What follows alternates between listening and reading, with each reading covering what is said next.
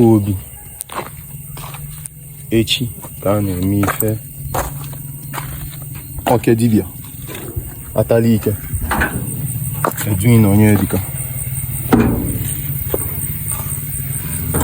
mmụọ oke dibịa atala ike. Maka ndị kacha eme oyibo n'ụwa che na mmụọ adịla na ya just mee ọbụla sọlfa.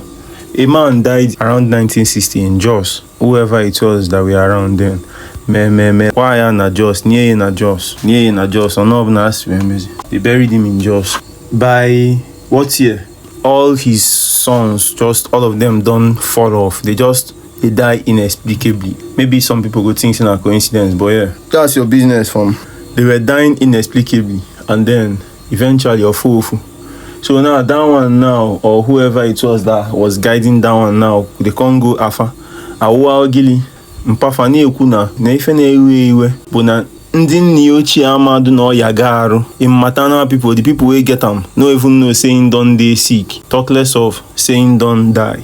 You understand?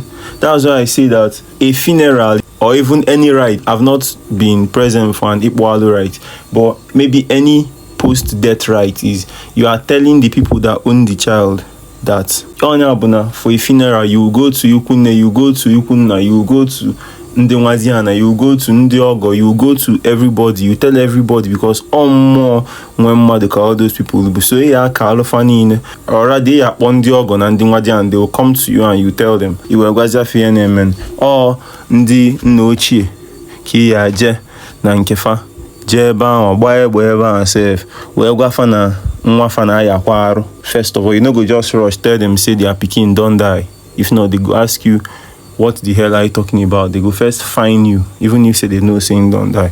There's a process. So for y'all who are Japa super interested, whether you people stay there for 100 years and you now forget that you are owned by Igbo spirits. Igbos, our spirituality is still pristine. Our spirituality is like the last fight for spirituality to survive in this world. You get? So if you now go to America and forget that you come from a spirituality system that is working.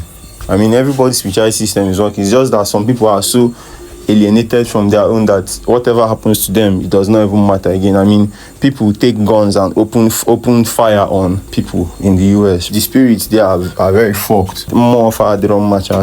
So if you and your people live there for 100 years and then die, and then you decide that you just bury the person in that place, you just open ground and throw the person inside there without doing the rites that you're supposed to do of a bomon, of a funeral, of egwa ndinwenwa, of calling the spirits that brought that child the day that his father and his mother contributed semen and his chi entered into that place, zygote or whatever, and started growing. All the maternal and paternal more that were present there, all the Indians that were present there, if you decide that you are going to neglect all that and just bury that man there in that place and not pay those rights, even if it's to send message for them to do it at home. If faithfully, well, so cheers.